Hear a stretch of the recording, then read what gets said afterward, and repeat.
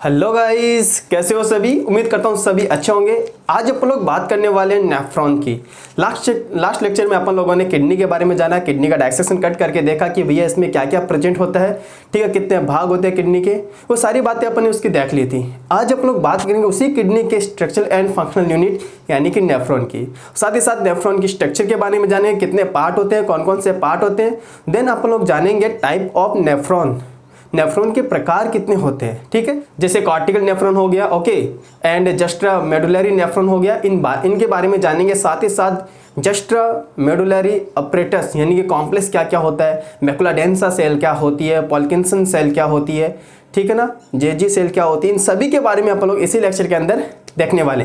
तो चलिए स्टार्ट करते हैं। आज एक चीज मैं आपको बता देता हूं कि एक किडनी के अंदर, ध्यान से सुनना, एक सिंगल किडनी के अंदर 10 लाख नेफ्रॉन होते हैं, या फिर 1 मिलियन, 10 लाख को अपन लोग 1 मिलियन नेफ्रॉन भी बोलते हैं। क्लियर हो गया ना। साथ ही साथ आपको यह भी याद रखना है कि नेफ्रॉन जो होते हैं ये स्ट्रक्चरल एंड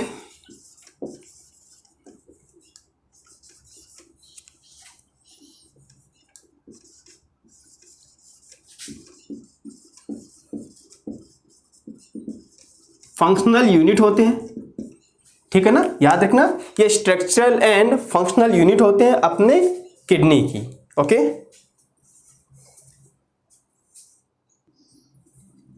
ओके, तो नेफ्रॉन स्ट्रक्चरल फंक्शनल यूनिट होती है अपने किडनीज की, तो ये अपन को याद रखना है, ओके। नेफ्रॉन के अंदर 2 पार्ट होते हैं मेनली। नेफ्रॉन के 2 भाग होते हैं, एक होता है मेलपिजियन बॉडी, याद रखना, एक क्या होता है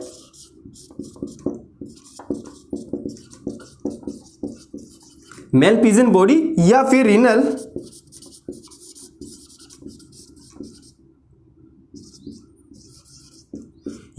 रीनल कार्पल्स अपन इसको बोलते हैं। अदर पार्ट होता है एक ट्यूबुलर जो पार्ट होता है उसको बोलते हैं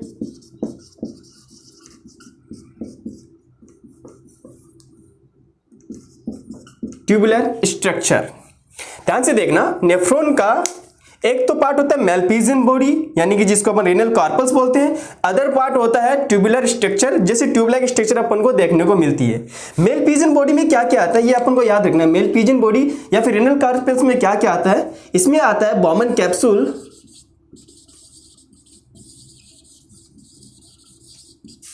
and Bowman capsule plus glomerulus. Bowman capsule plus glomerulus. ध्यान से देखना, नेफ्रॉन का जो हेड वाला पार्ट दिखता है, जो ब्लाइंड वाला पार्ट दिखता है अपन को कप लाइक स्ट्रक्चर, उसके अंदर क्या क्या आता है, उसके अंदर आता है एक तो बॉमन कैप्सूल आता है, और साथ ही साथ जो कैपिलरीज का जो गुच्छा अपन को देखने को मिलता है उसको क्या बोलते हैं अपन लोग, ग्लोमेरुलस बोलते हैं। इन दोनों को कलेक्ट करके, इन दोनों को सम्मिलित रूप से अपन क्या बोलते हैं, मेलपिजियन बॉडी या फिर रीनल कार्पस बोलते हैं। अदर जो ट्यूबुलर स्ट्रक्चर होती है, ठीक है, उसके अंदर क्या क्या आता है, ट्यूबुलर स्ट्रक्चर में दोस्तों क्या क्या आता है, याद रखना, एक तो पीसीटी प्रॉक्सिमल कॉन्वोल्यूटेड ट्यूबुल्स, एक आता है लूप ऑफ हेर्ने, एक आता है डीसीटी डिस्टल कॉन्वोल्यूटेड ट्यूबुल्स, और लास्ट में आता है कनेक्टिव ट्यूबुल्स जिसको संग्राहक नलिका बोलते हैं अपन लोग। इतना क्लियर हुआ। नेफ्रॉन जो होता है वो स्ट्रक्चरल एंड फंक्शनल यूनिट होती है। याद रखना, एक किडनीज के अंदर कितने नेफ्रॉन होते हैं भैया, 10 लाख या फिर 1 मिलियन। एक में बताया तो भैया 2 में कितने होंगे, 2 मिलियन हो गए। अरे एक किडनी के अंदर 10 लाख है तो 2 किडनी में कितने हो गए भैया, 20 लाख हो गए, यानी कि 2 मिलियन नेफ्रॉन के नंबर हो गए। नेफ्रॉन की अगर स्ट्रक्चर देखें तो इसके अंदर 2 पार्ट अपन को देखने को मिलता है, एक तो मेलपिजियन बॉडी जिसको रीनल कार्पस बोलते हैं, इसमें क्या क्या आता है, एक तो बॉमन कैप्सूल आ गया और एक ग्लोमेरुलस पार्ट आ गया। अदर जो ट्यूबलाइक स्ट्रक्चर दिखती है अपन को उसको क्या बोलते हैं, ट्यूबुलर पार्ट यानी ट्यूबुलर स्ट्रक्चर बोलते हैं। इसमें क्या क्या आता है, पीसीटी, लूप ऑफ हेर्ने, डीसीटी एंड कनेक्टिव डक्ट या कनेक्टिव ट्यूब हो गए। क्लियर है इतना, अरे क्लियर है इतना, ओके। अब अपन पढ़ते हैं नेफ्रॉन की स्ट्रक्चर अच्छे से, उसी के अंदर ये सारे पार्ट अपन देखेंगे, ठीक है ना। स्ट्रक्चर कंप्लीट पढ़ने के बाद में अपन टाइप ऑफ नेफ्रॉन पढ़ेंगे, तो उसी के अंदर चलते हैं। पहले स्ट्रक्चर पढ़ते हैं। ध्यान से देखना, इसके लिए अपन को एक नेफ्रॉन की स्ट्रक्चर बनानी पड़ेगी एंड उसके सारे पार्ट्स को समझना पड़ेगा, कौन से पार्ट में कौन सा टिश्यू प्रेजेंट है ये देखना पड़ेगा, ठीक है ना। चलिए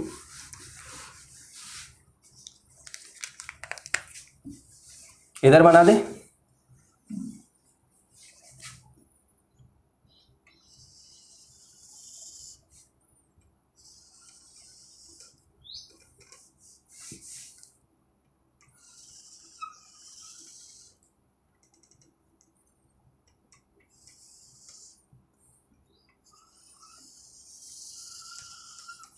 ये बॉमन कैप्सूल है।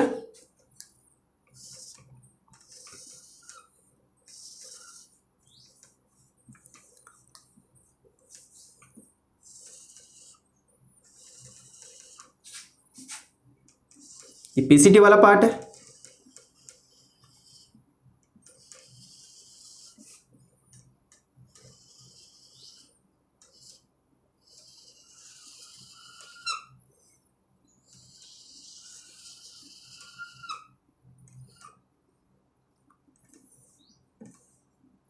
लूप ऑफ हेल्ने,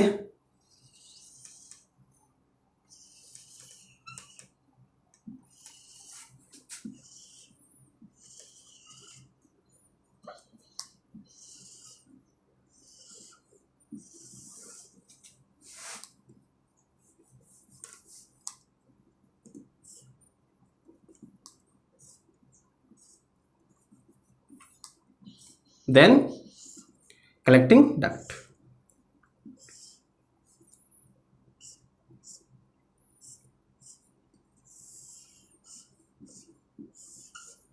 बहुत सारी डीसीटी यहां पर इंक्लूड होती है,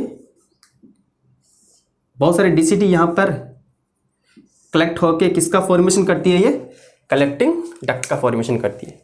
ये अपने पास स्ट्रक्चर हो गया किसका, नेफ्रॉन का। ठीक है, ओके। ये कौन सा पार्ट है, इसको बोलते हैं अपन लोग बॉमन कैप्सूल। अब बनाते हैं अपन लोग afferent arteriole and efferent arteriole. क्या होता है, ध्यान से देखना।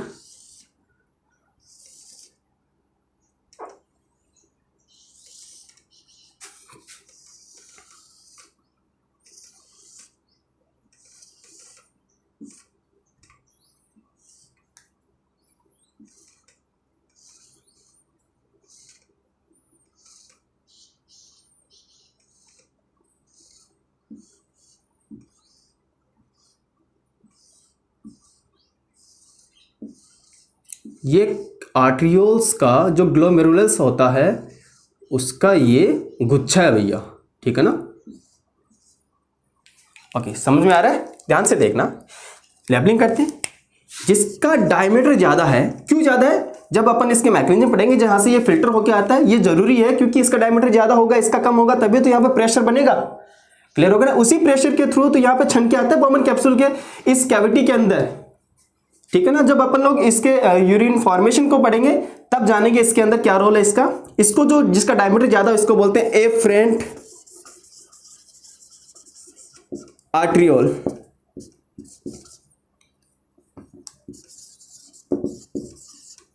एफरेंट आर्ट्रियोल हिंदी में अभिवाही धमनी।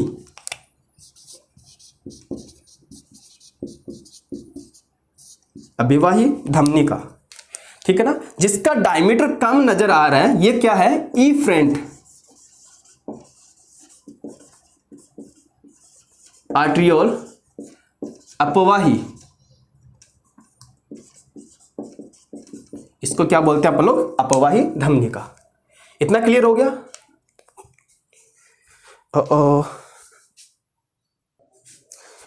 ओके, ध्यान से देखना।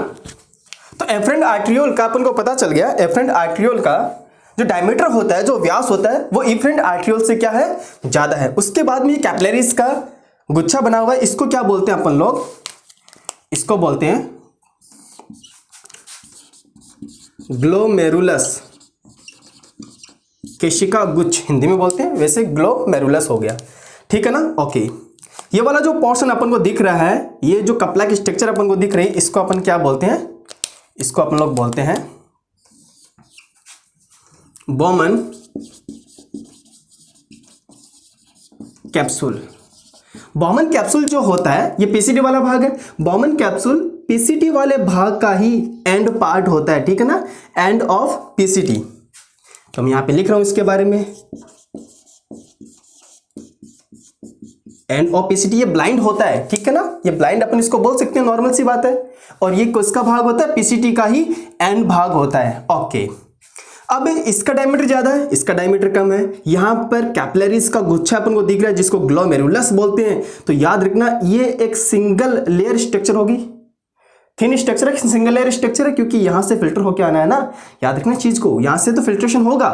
तो जैसे ही ये सिंगल लेयर स्ट्रक्चर हो गई और ये बॉमन कैप्सूल के इनर लेयर है, मैं आपको एक बता देता हूं, एक चीज ध्यान से समझना। बॉमन कैप्सूल है, ये इनर लेयर है, कौन सी है, विसरल है, और ये वाली कौन सी है, पैराइटल, ठीक है ना। नोट कर देते हो, ये पैराइटल है, ये विसरल है, ध्यान से समझना। एक्स्ट्रा सबसे बाहर वाली कौन सी, आउटर पैराइटल है, इनर कौन सी है, विसरल है। विसरल जो लेयर दिख रही है अपन को बॉमन कैप्सूल की, याद से विसरल जो लेयर दिख रही है अपन को, इसके अंदर एक स्पेशलाइज्ड सेल प्रेजेंट होती है, कौन सी, पोडोसाइट। कौन सी सेल प्रेजेंट होती है यहां पर, पोडोसाइट।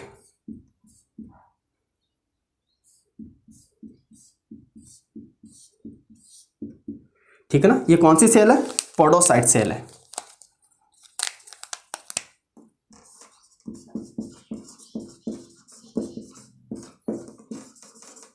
कौन सी सेल है ये, पोडोसाइट सेल है। एक्चुअली ये दिखने में ऐसे नहीं है जैसे बनाया है, ये जैसे अमीबा होती है ना, उस टाइप की सेल होती है। जैसे ये मेरा हैंड है, इस टाइप की सेल है, बीच में न्यूक्लियस है और इसके अंदर ये प्रोसेस निकले रहते हैं, प्रवर्ध निकले रहते हैं ये, ठीक है ना। और ऐसी दूसरी सेल है, ये दोनों क्या करती है, ऐसे इंटरकलेक्ट हो जाती है, इंटरलॉक हो जाती है बीच के अंदर। अब बीच के अंदर जहां पर दोनों के प्रोजेक्शन मिल रहे हैं, वहां पे बीच में जो गैप होता है उसको स्लिट पोर बोलते हैं। क्या बोलते हैं उसको, स्लिट पोर बोलते हैं। इसी स्लिट पोर के अंदर से छन के आता है, जो भी छनने वाला पार्ट होता है, जैसे वाटर हो गया, क्योंकि प्लाज्मा की क्षमता क्या क्या है, आरबीसी नहीं छनती, डब्ल्यूबीसी नहीं छनती, प्लेटलेट नहीं छनती। प्लाज्मा के अंदर से भी फैट वगैरह जो मैक्रोमोलिक्यूल होते हैं प्रोटीन्स के, वो नहीं छनती, बाकी बचाव भाग है वो छन के आता है। तो इन्हीं स्लिट पोर की मदद से छन के आता है, कौन सी सेल के बीच में होता है, वो पोडोसाइट। तो याद रखना पोडोसाइट जो होती है वो कहां पर होती है, पैराइटल वाले पार्ट में होती है कि विसरल वाले में। तो ये आपको याद रखना है, पोडोसाइट सेल विसरल वाले भाग में होती है, ठीक है ना। अंदर वाली विसरल है, बाहर वाली पैराइटल है, नॉर्मल सी बात है। अब चलते हैं आगे, ध्यान से समझना, इतना क्लियर हो गया। एक चीज मैं आपको और बता देता हूं, इसी के अंदर इसका जो पैराइटल वाला पार्ट है, इसमें कौन से टिश्यू, कौन से सेल प्रेजेंट होती है, तो ये भी मैं आपको क्लियर कर देता हूं। इसके सेल देख लेते हैं। इसमें जो सेल होती है वो होती है सिंपल स्क्वैमस एपिथेलियम। इसका जो टिश्यू है वो कैसी है, सिंपल स्क्वैमस एपिथेलियम का बना होता है। ओके, जो फ्लैट सेल अपन को दिख रही है, कौन सी है ये, सिंपल स्क्वैमस एपिथेलियम। कौन सी है, सिंपल स्क्वैमस एपिथेलियम। बोलो, ये वाला पोर्शन कंप्लीट हो गया, रीनल कॉर्पस वाला पोर्शन कंप्लीट हो गया, afferent arteriole, efferent arteriole, glomerulus, then Bowman capsule. Visceral वाली जो होती है वहां पे पोडोसाइट सेल अपन को प्रेजेंट मिलती है। पैराइटल वाले भाग में कैसी है, सिंपल स्क्वैमस एपिथेलियम है, सीधी सी बात है। इतना क्लियर हो गया ना। देखो ये कैविटी वगैरह होता है, इतना नहीं बता रहे, लेकिन ये आप समझ गए। अब ध्यान समझना, ये जो नेक आता है, नेक वाला पोर्शन और ये पीसीटी वाला, एक साथ ही ले रहे हैं दोनों को। यहां पर जो सेल, जो एपिथेलियम प्रेजेंट होता है वो कौन सा होता है, ग्रीन से बना देते हैं। यहां पर होता है क्यूबॉइडल एपिथेलियम। कौन सा यहां पर, cuboidal epithelium. Cube like structure दिख रही है अपन को, ठीक है। न्यूक्लियस वो एकदम से सेंटर में होता है। ओके, ध्यान से पहले तो बात करते हैं कौन सा पार्ट है ये, पीसीटी। पीसीटी मतलब proximal convoluted tubules. Proximal convoluted tubule, कौन सा भाग है ये, प्रॉक्सिमल कॉन्वोल्यूटेड ट्यूबुल। आपको याद, हिंदी में इसको समीपस्थ संवलित नलिका भी बोलते हैं। हिंदी के लिखेंगे तो फिर नाम आएंगे नहीं पूरे, समझ लेना, सुन लेना, समीपस्थ संवलित नलिका, ठीक है ना, समीपस्थ संवलित नलिका। ये जो नेक वाला पार्ट आता है इसको पीसीटी बोलते हैं। अब ध्यान से समझना, ये जो सेल होती है इनके ऊपर सीलिया प्रेजेंट होते हैं नेक वाले के अंदर, और पीसीटी वाले भाग के अंदर प्रेजेंट होते हैं माइक्रोविलाई क्या प्रेजेंट होते हैं माइक्रोविलाई, जो कि ब्रश बॉर्डर बनाती है। क्या बनाती है? ये ब्रश बॉर्डर बनाती है। खास बात क्या है याद रखना, इनके अंदर माइटोकॉन्ड्रिया के नंबर बहुत ही ज़्यादा होते हैं। किसके नंबर? माइटोकॉन्ड्रिया के नंबर बहुत ही ज़्यादा होता है, क्योंकि आपको पता है मैक्सिमम रीअब्जॉर्प्शन कहाँ पे होता है? पीसीटी वाले भाग में होता है। और साथ ही साथ एक्टिव ट्रांसपोर्टेशन भी कहाँ होता है? एक्टिव एब्जॉर्प्शन भी कहाँ होता है? पीसीटी वाले भाग में ही होता है। तो ऑब्वियस सी बात है यारो, यहाँ पर माइटोकॉन्ड्रिया के नंबर ज़्यादा ही चाहिए। बोला पता चल गया कौन सा है ये? सीलिएटेड, यहाँ पे लिख देते हैं सीलिएटेड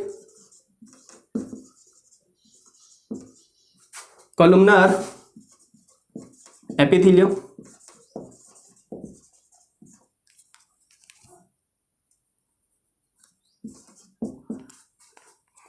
सॉरी, सीलिएटेड क्यूबॉइडल, क्योंकि क्यूब है ना, ये गलत लिख दिया भाई।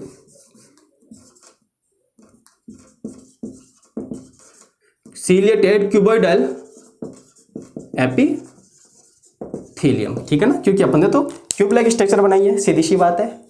सीलिएटेड क्यूबॉइडल एपिथेलियम तो कहां पे मिलेगी? नेक वाले में सीलिएटेड, ये अपन को दिख रहा है। नेक्स्ट आगे जाएंगे, थोड़े आगे जाएंगे तो वहां पर अपन को बहुत सारे माइक्रोविलाइज देखने को मिलती है। माइक्रोविलाइज देखने को मिलेगी, तो आपको पता है माइक्रोविलाइज का काम क्या होता है? सरफेस एरिया को इंक्रीज करना, जो कि ब्रश बॉर्डर बनाती है। रीअब्जॉर्प्शन फास्ट होगा वहां पर। बोल क्लियर है? तो आप लोग सोचेंगे कि यहाँ पर सीलिया है और यहाँ पर माइक्रोविलाई है, ऐसा क्यों? देखो सीलिया क्या करता है, एक डायरेक्शन प्रोवाइड करवाता है। जो भी फिल्टर होकर आता है उसको एक डायरेक्शन प्रोवाइड करवाता है, जो कि नेक रीजन के अंदर ही प्रेजेंट होता है। याद रखना कहां पर होता है? जो कि नेक रीजन के अंदर ही प्रेजेंट होता है, और ये आगे फिल्ट्रेशन, जो फिल्टर हुआ पार्ट होता है उसको आगे सप्लाई करने का काम करता है। इतना क्लियर हुआ? यहां पर माइक्रोविलाई प्रेजेंट है, ये याद रखना।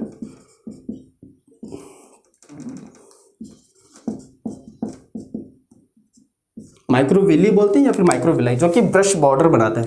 क्या बनाता है? ब्रश बॉर्डर का फॉर्मेशन करता है। बोलो इतना क्लियर हुआ? पीसीटी वाला क्लियर हो गया अच्छे से। प्रॉक्सिमल कॉन्वोल्यूटेड ट्यूब्यूल्स क्लियर हो गया। यहाँ पर आपको पता चल गया कौन सा होता है, कौन सा एपिथेलियम होता है? सीलिएटेड क्यूबॉइडल एपिथेलियम होता है। आगे जाकर यहाँ पे भी सेम कौन सा है? यहाँ पर जो क्यूबॉइडल एपिथेलियम है उसके अंदर माइक्रोविलाई मिलते हैं, और ये माइक्रोविलाई क्या फॉर्मेशन करता है? ब्रश बॉर्डर का निर्माण करते हैं, जो कि सरफेस एरिया इंक्रीज करता है, जिससे क्या होता है? रीअब्जॉर्प्शन ज़्यादा से ज़्यादा हो। और आपको पता है कि रीअब्जॉर्प्शन सबसे ज़्यादा पीसीटी वाले भाग में ही होता है। बोलो इतना क्लियर हो गया? इतना क्लियर हो गया? एक मिनट ध्यान से।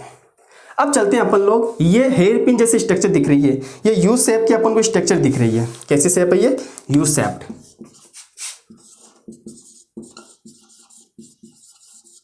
कैसी शेप्ड है ये? यू शेप्ड अपन स्ट्रक्चर। ये तो वाला हो गया डिसेंडिंग, ये कैसा हो गया? डिसेंडिंग। और ये कैसा है?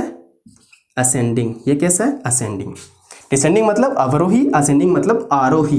हिंदी में इसको अवरोही बोलते हैं, इसको आरोही ऊपर चढ़ना, इसको नीचे आना। अब समझना, ये जो थिन अपन को पार्ट दिख रहा है, ठीक है ना, ये जो ट्यूब है यहाँ पे थिन है, यहाँ पर किसका कैसी होगी? ये वाइड होगी, चौड़ी होगी। इसके अंदर थिन वाले पार्ट के अंदर प्रेजेंट होते हैं सिंपल स्क्वेमस एपिथेलियम। याद रखना, थिन वाले पार्ट में कौन से एपिथेलियम मिलेगा अपन को? सिंपल स्क्वेमस एपिथेलियम मिलेगा। ये काम आएगा जब अपन लोग रीअब्जॉर्प्शन पढ़ेंगे, जब यूरिन फॉर्मेशन को पढ़ेंगे ना, तब अपन इसके अंदर जानेंगे कौन कौन सा कहाँ पर एपिथेलियम प्रेजेंट है। यहाँ पर कौन सा है? Simple squamous. तो मैं यहाँ से इसको लिंक कर दूँ, कोई दिक्कत नहीं है। सिंपल स्क्वेमस एपिथेलियम क्लियर हो गया ना? ओके ठीक है। इसको बोलते हैं अपन लोग लूप ऑफ हेल्ने। क्या बोलते हैं इसको अपन लोग? लूप ऑफ हेल्ने। क्या बोलते हैं इसको अपन लोग? हेल्ने का लूप, या फिर लूप ऑफ हेल्ने बोलते हैं। इस वाले पोर्शन के अंदर मिनिमम रीअब्जॉर्प्शन होता है, जो आपको पता भी होगा, ठीक है ना। ट्यूबल्स के अंदर यहाँ पर कम होता है, और यहाँ से जो इफरेंट आर्टरियल होती है वो आगे पेरीट्यूबुलर कैपिलरीज बनाते हुए आएगी, और डीसीटी के अंदर से ऐसे निकल कर यहाँ पर इसको अपोजिट डायरेक्शन में ब्लड फ्लो होगा। अपोजिट डायरेक्शन में जब ब्लड फ्लो होगा तभी अपन एक मैकेनिज्म पढ़ते हैं, काउंटर करंट मैकेनिज्म, ठीक है ना। कौन से पढ़ते हैं? Counter current mechanism. उसको बोलते हैं वासा रेक्टा। उसको क्या बोलते हैं? वासा रेक्टा। क्लियर हो गया? ओके, लूप ऑफ हेल्ने पता चल गया। अब जो वाइड वाला पार्ट अपन को दिख रहा है, जो असेंडिंग वाले पार्ट के अंदर प्रेजेंट है वाइट वाला पार्ट, इसके अंदर प्रेजेंट होता है क्यूबॉइडल एपिथेलियम। कौन सी होती है इसके अंदर? Cuboidal epithelium.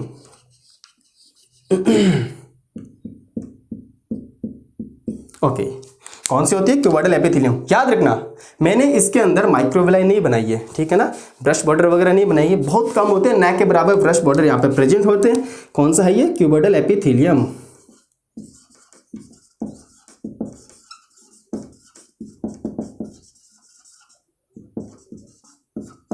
क्यूबॉइडल एपिथेलियम की बनी होती है ये। चलो पता चल गया। अब चलते हैं अपन लोग आगे वाले पोर्शन के अंदर, इसको बोलते हैं डीसीटी। क्या बोलते हैं इसको अपन लोग? डीसीटी। और यहाँ पर भी क्यूबॉइडल एपिथेलियम होते हैं। माइक्रोविलाई की बात करते हैं तो बहुत ही कम होते हैं, नेग्लिजिबल होते हैं या फिर होते ही नहीं है। याद रखना, बहुत कम होते हैं, बहुत ही ज़्यादा कम मिलेंगे। एक दो मिल जाएंगे तो मिल जाएंगे, अदरवाइज नहीं मिलते, ना के बराबर होते हैं।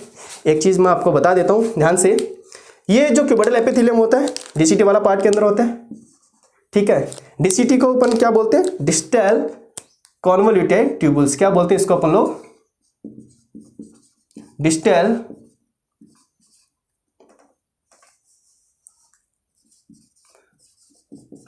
कॉन्वोल्यूटेड ट्यूबुल बोलते हैं इसको, डीसीटी। याद रखना, शॉर्ट में क्या बोलते हैं इसको? डीसीटी। इतना क्लियर हो गया। डीसीटी वाले पार्ट में माइटोकॉन्ड्रिया कम होते हैं, बहुत कम होते हैं। सबसे ज्यादा कहाँ होते हैं? पीसीटी वाले पार्ट में माइटोकॉन्ड्रिया ज्यादा होते हैं, ठीक है, पता चल गया अपन को। पीसीटी वाले पार्ट में माइटोकॉन्ड्रिया के नंबर बहुत ज्यादा होते हैं, डीसीटी वाले पार्ट में माइटोकॉन्ड्रिया के नंबर बहुत ही कम होते हैं। बोले इतना क्लियर हो गया? ओके। अब जो फिल्टर हुआ पार्ट है, जो लिक्विड है फिल्टर हुआ, जो यूरिन है, वो कहाँ पे जाता है? फिर कहाँ पे जाता है? फिर वो कलेक्टिंग डक्ट के अंदर जाता है। कहाँ पे जाता है वो? कलेक्टिंग डक्ट के अंदर जाता है। कलेक्टिव ट्यूबुल्स बोल दो या कलेक्टिव डक्ट बोल दो। एक चीज और ध्यान से समझते रहना, ये कलेक्टिंग डक्ट जो होती है वो अदर नेफ्रॉन का भी यूरिन लेके आती है, इधर से भी अदर नेफ्रॉन का यूरिन लेके आती है। कलेक्ट होकर बहुत सारे डक्ट ऐसे कलेक्ट होकर क्या बनाती है? बहुत सारे डक्ट ऐसे कलेक्ट होकर क्या बनाती है? Duct of Bellini. यहां पर मैं एक और डक्ट बना रहा हूं, यहां पे एक और डक्ट बना दिया, दिख रहा है? ये डक्ट कलेक्ट होके क्या बनाता है? Duct of Bellini.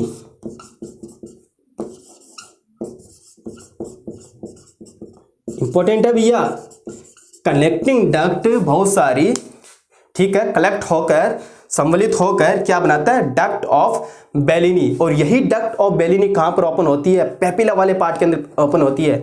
देखो मैं आपको थोड़ा सा समझा देता हूं, अच्छे से ध्यान से देखना, समझते हैं इसको अच्छे से।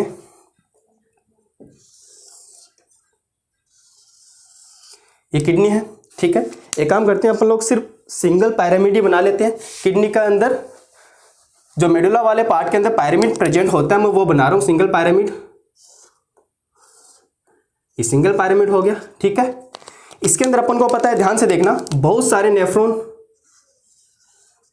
ये कलेक्टिव डक्ट हो गई, इसके अंदर बहुत सारे नेफ्रॉन,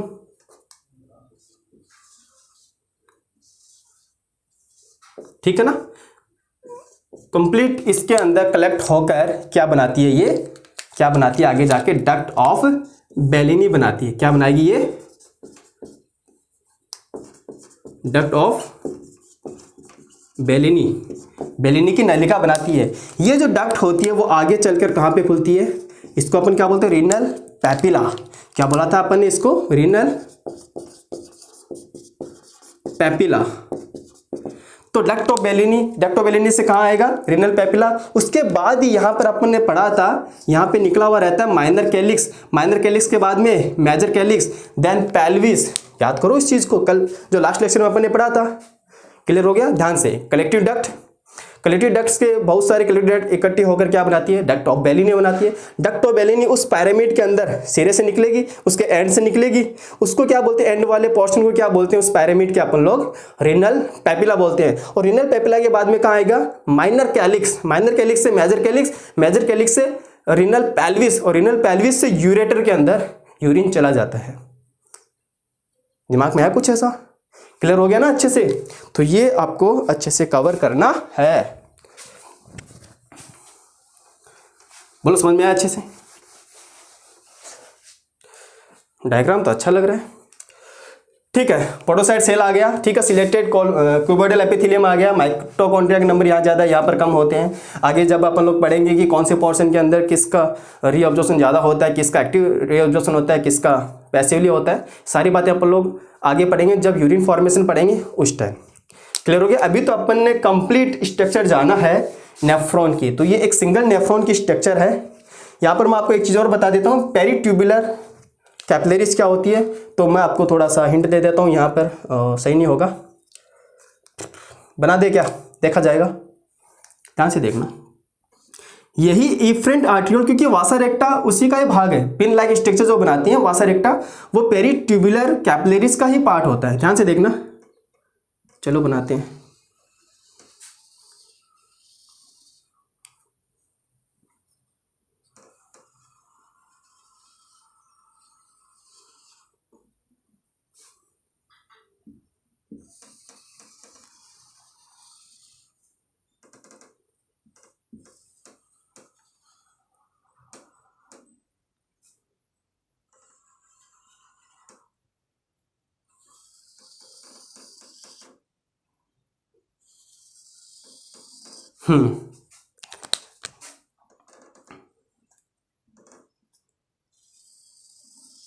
ओके, ध्यान से देखना।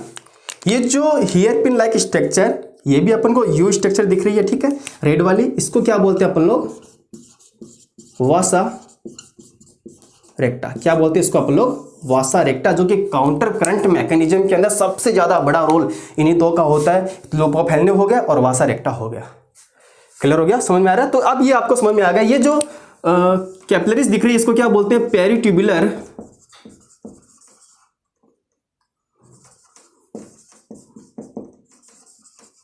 कैपिलरी। क्या है ये, peritubular capillary.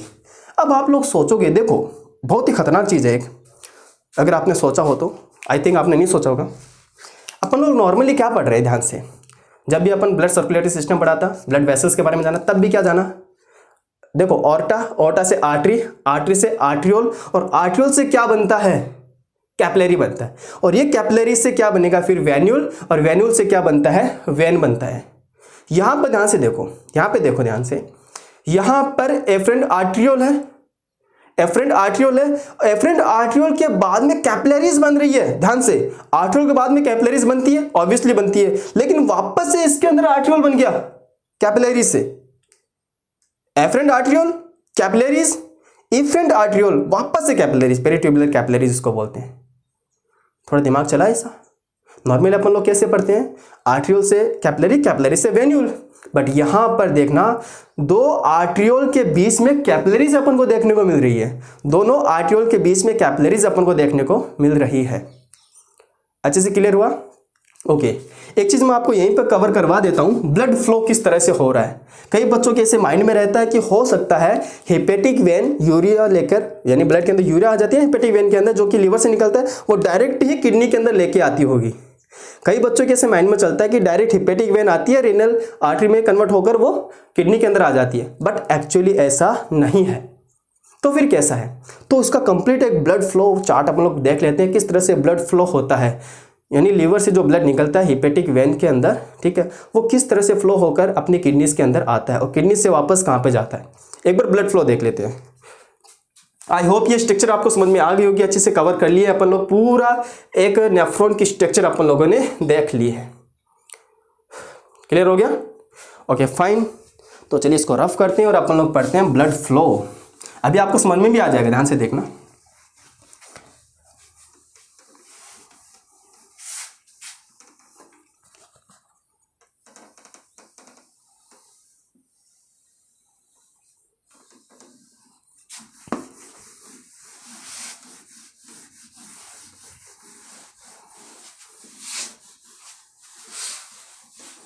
Peritubular capillaries,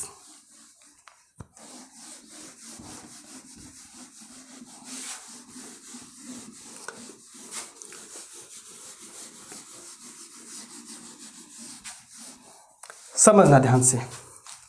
liver से निकला है ब्लड, लीवर से यूरिया लेके, लीवर के अंदर आपको पता है लीवर के अंदर यूरिया फॉर्मेशन होता है ऑर्निथिन साइकिल्स के थ्रू, क्लियर हो गया ना। CO2 प्लस अमोनिया किस में कन्वर्ट करता है, यूरिया के अंदर, पढ़ेंगे अपन भी इसी के अंदर। तो लीवर के अंदर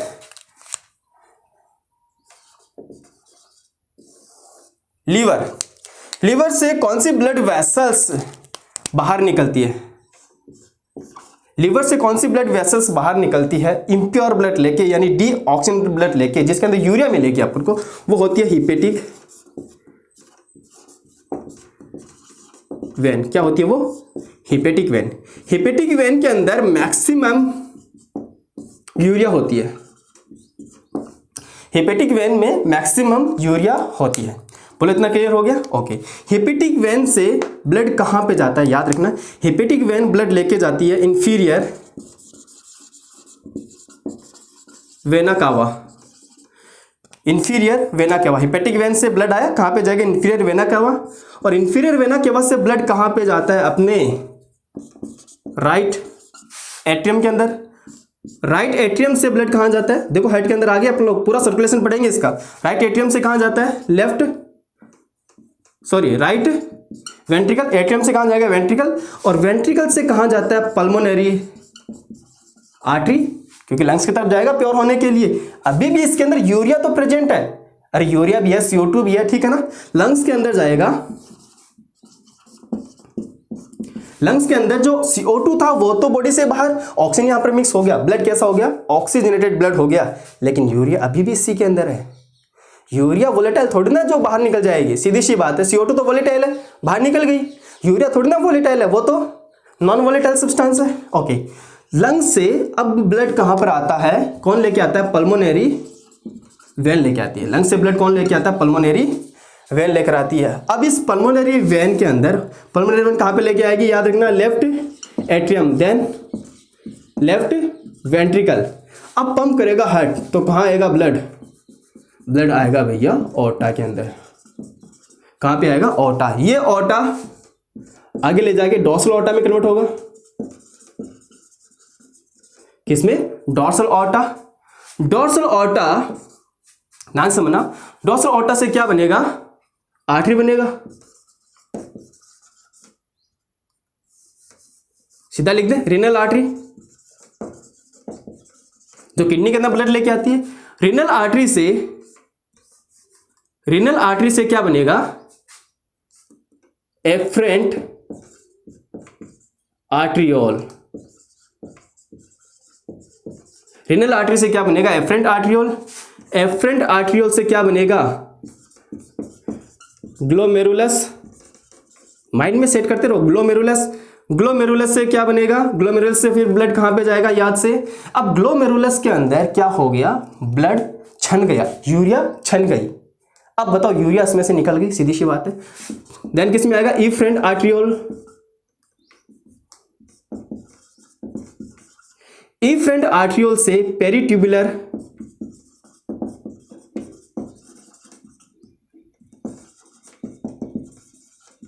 इफरेंट आर्ट्रियोल से पेरिट्यूबुलर कैपिलरीज।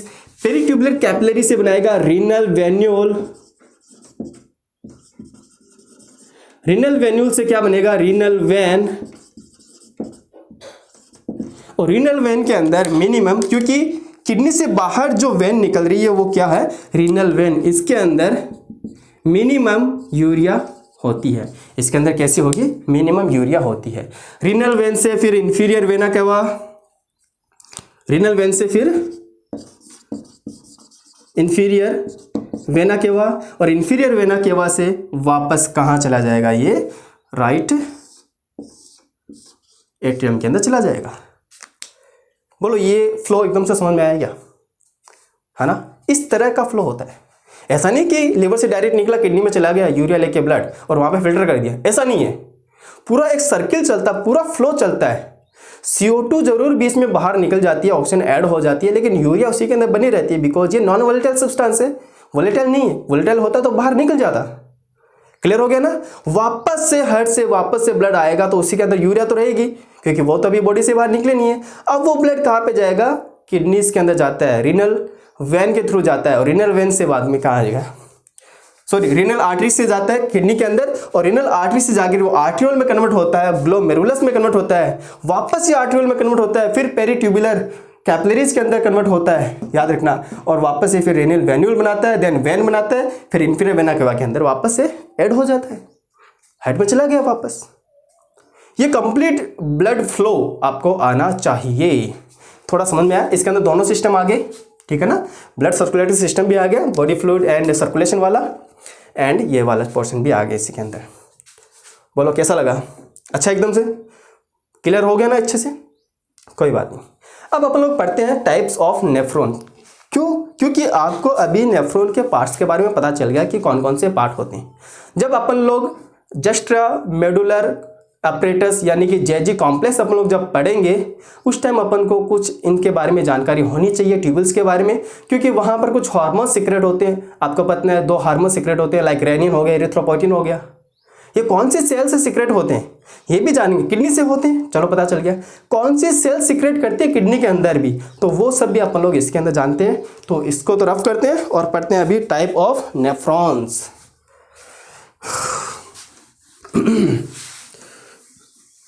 ये फ्लो चार्ट आपके माइंड में सेट होना चाहिए भैया।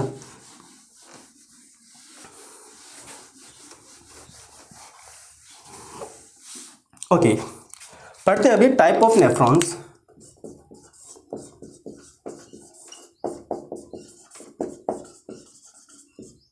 नेफ्रॉन के प्रकार ध्यान से देखना। 2 प्रकार के नेफ्रॉन अपनी बॉडी के अंदर प्रेजेंट है। एक तो होता है कॉर्टिकल नेफ्रॉन, जो कि सबसे ज्यादा नंबर है इनके।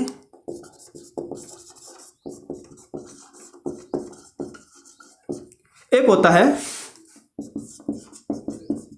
जक्स्टा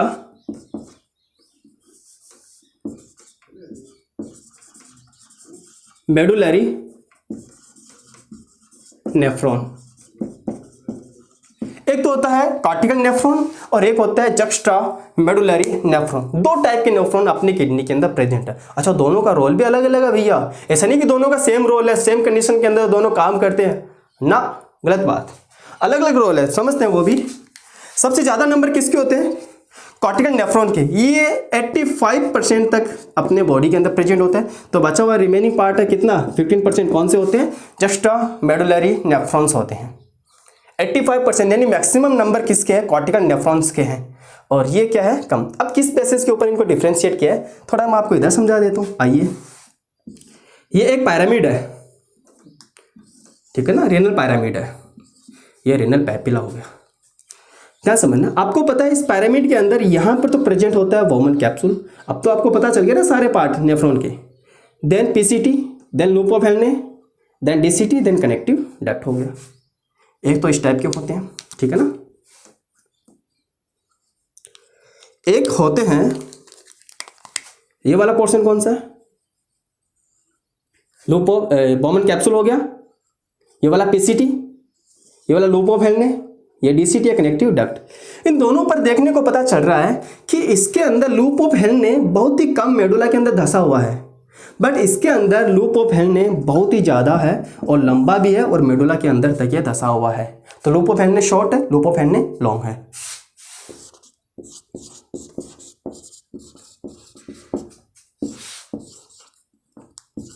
ये याद रखना है।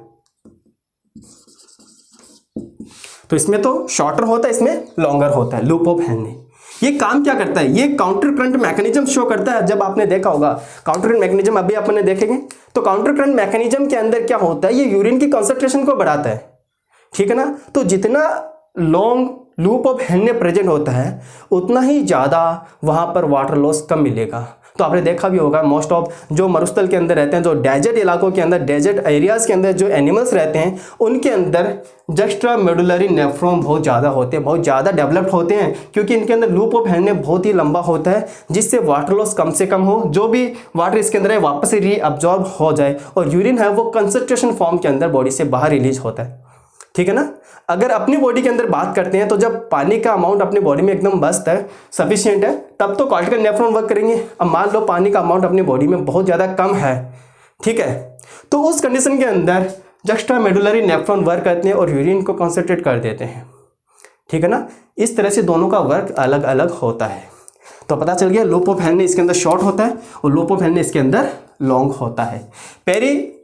ट्यूबुलर कैपिलरीज दोनों के अंदर ही प्रेजेंट होती है, क्योंकि कई बार माइंड में आता है कि यार इसके अंदर अगर लूप ऑफ हेनरी शॉर्ट है तो हो सकता है पेरी ट्यूबुलर कैपिलरी इसके अंदर एब्सेंट होगा,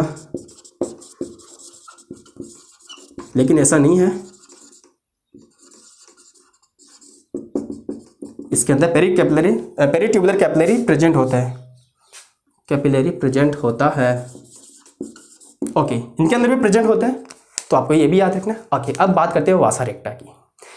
कॉर्टिकल नेफ्रॉन के वासा रेक्टा एब्सेंट मानो या फिर न के बराबर नेग्लिजिबल होता है, बट वहीं अगर बात करें जस्ट्रा मेडुलरी नेफ्रॉन के अंदर वासा रेक्टा लॉन्ग होता है।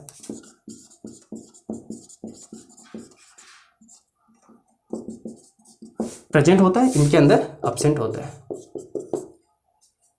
जेजी कॉम्प्लेक्स की बात करते हैं। जेजी कॉम्प्लेक्स की बात करते हैं तो जस्ट्रा मेडुलरी नेफ्रॉन के अंदर जेजी कॉम्प्लेक्स प्रेजेंट होता है। That is very very important, यहां से क्वेश्चन बन सकता है। वहीं अगर बात करते हैं कॉर्टिकल नेफ्रॉन के अंदर तो जेजी कॉम्प्लेक्स एब्सेंट होता है, अनुपस्थित होता है। जस्ट्रा ग्लोमेरुलर कॉम्प्लेक्स या फिर जस्ट्रा ग्लोमेरुलर अपरेटस भी अपन इसको बोलते हैं, ठीक है ना। फुल फॉर्म अभी देखेंगे क्योंकि अपन इसको पढ़ने वाले हैं। अगर मान लो जस्ट्रा मेडुलरी नेफ्रॉन के अंदर जेजी कॉम्प्लेक्स प्रेजेंट है तो इसका क्या रोल है, किस तरह से बनता है, क्योंकि केवल 15% नेफ्रॉन के अंदर ही देखने को मिलता है, 85 के अंदर तो देखने को नहीं मिलता है। क्या रोल है इनका, तो ये अपन लोग पढ़ते हैं अभी। जस्ट्रा ग्लोमेरुलर अपरेटस या फिर कॉम्प्लेक्स, क्लियर हो गया ना। तो इसको अपन लोग पढ़ते हैं, इधर अपन इसको पढ़ते हैं।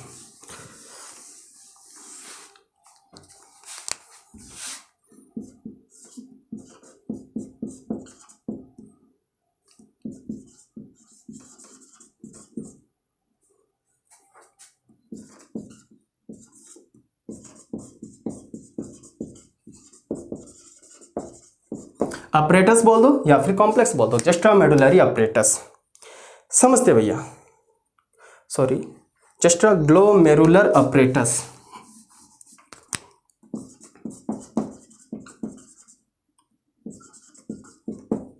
जस्ट्रा ग्लोमेरुलर अपरेटस, जेजी अपरेटस या जेजी कॉम्प्लेक्स।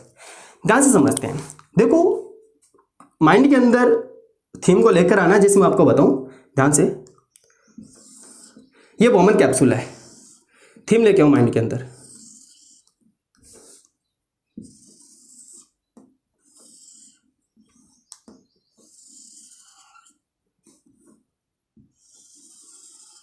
ये क्या है, बॉमन कैप्सूल है। मैंने उल्टा बना दिया, कोई दिक्कत नहीं है। यहां से एफरेंट आर्ट्रियोल अंदर आ रहा है,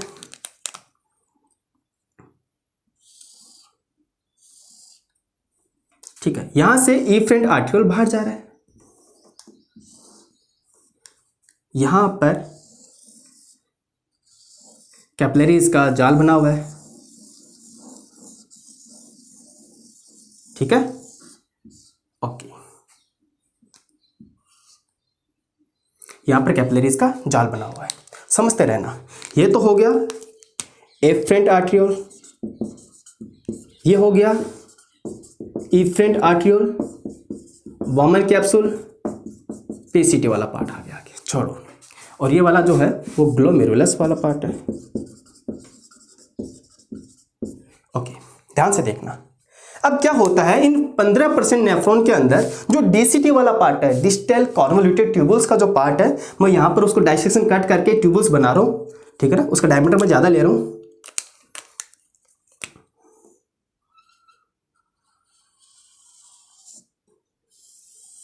ये डीसीटी वाला पार्ट है, समझना। डिजिटल कॉन्वोल्यूटेड ट्यूबुल से उसका मैंने कट कर दिया और इनलार्ज करके मैं आपको ये दिखा रहा हूं, ठीक है। इसके अंदर जो सेल होती है वो कौन सी होती है, क्यूबिडल सेल होती है।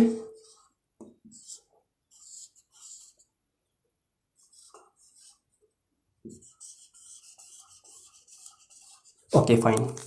कुछ जगह पर अपन को देखने को मिल रहा है जहां पर एफरेंट आर्ट्रियोल या फिर इफरेंट आर्ट्रियोल जहां पर अटैच्ड है, वहां पर स्पेशलाइज्ड सेल अपन को देखने को मिलती है।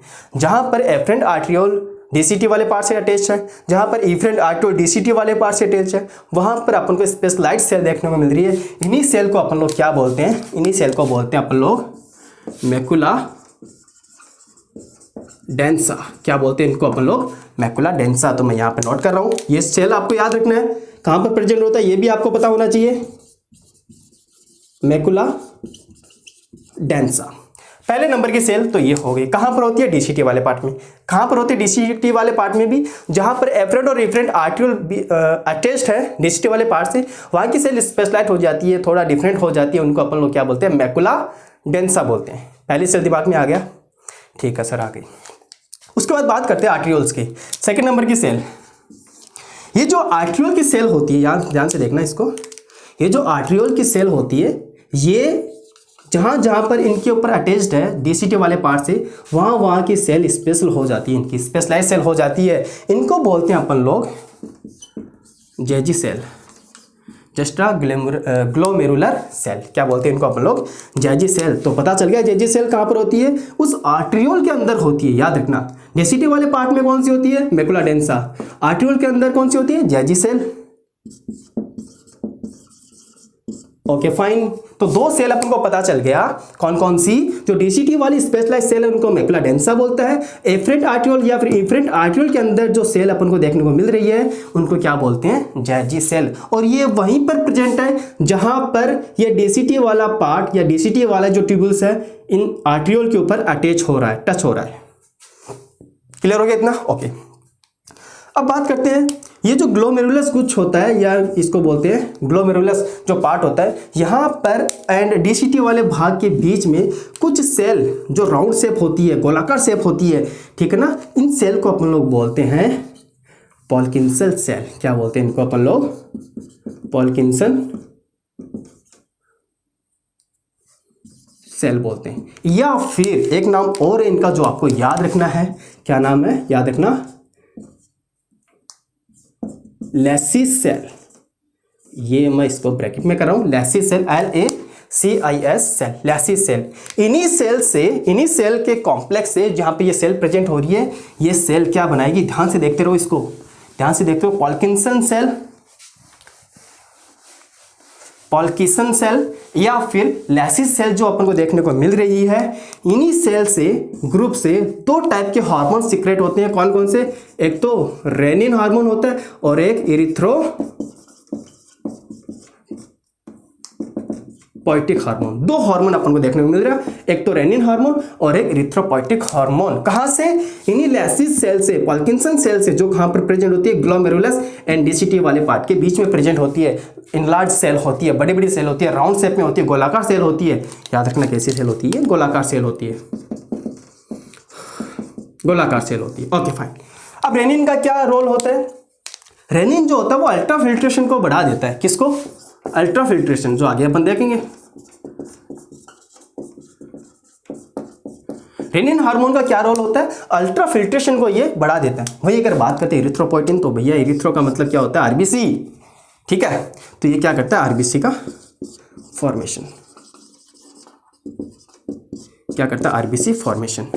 तो दो टाइप के हार्मोन किडनी से भी निकलते हैं। किडनी के अंदर कहाँ से निकलते हैं, याद रखना, लैसिस सेल या फिर पॉल्किंसन सेल से निकलता है। कौन कौन से हार्मोन निकलते हैं, renin hormone and erythropoietic hormone. Renin hormone का क्या रोल होता है, ये अल्ट्रा फिल्ट्रेशन को बढ़ा देता है। साथ ही साथ बात करते हैं इरिथ्रोपोइटिक हार्मोन का, तो ये आरबीसी फॉर्मेशन को बढ़ाते हैं या फिर आरबीसी फॉर्मेशन के लिए ये काम करते हैं।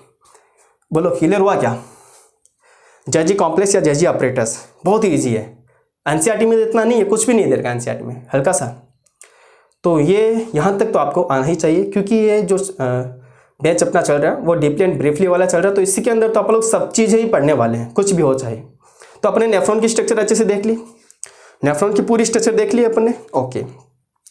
उसके बाद सारे पार्ट देख लिए अपन ने, कौन कौन से एपिथेलियम टिश्यू वहाँ पे प्रेजेंट होते हैं, तो वो सारी बातें अपन ने देख ली। क्योंकि आगे अपन को हेल्प मिल जाएगी ना, जब अपन लोग पढ़ेंगे यूरिन फॉर्मेशन के अंदर रीअब्जॉर्प्शन क्यों होता है, कहाँ पर होता है, कहाँ पर किसका होता है, तो वहाँ पर पता होना चाहिए कि भैया कौन सा टिश्यू यहाँ पे प्रेजेंट है, कौन सी सेल यहाँ पे प्रेजेंट है। क्लियर हो गया ना, ओके। तो आज अपने देखा नेफ्रॉन की कंप्लीट स्ट्रक्चर देख ली, टाइप ऑफ नेफ्रॉन देख लिए, और साथ ही साथ जेजी कॉम्प्लेक्स या फिर जेजी अपरेटस जो होता है वो किस तरह का रोल होता है। ये जो अपरेटस बनता है ये केवल और केवल 15% नेफ्रॉन के अंदर मिलता है। याद रखना किन में मिलता है, ये केवल और केवल 15% नेफ्रॉन के अंदर ये मिलता है। इतना क्लियर हो गया अच्छे से, ओके। तो इसके अंदर दो हार्मोन है जो कि आपको याद रखने हैं, renin and erythropoietin hormone ultra filtration को बढ़ा देता है, और साथ ही साथ ये आरबीसी फॉर्मेशन करता है, इरिथ्रोपोइटिक हार्मोन।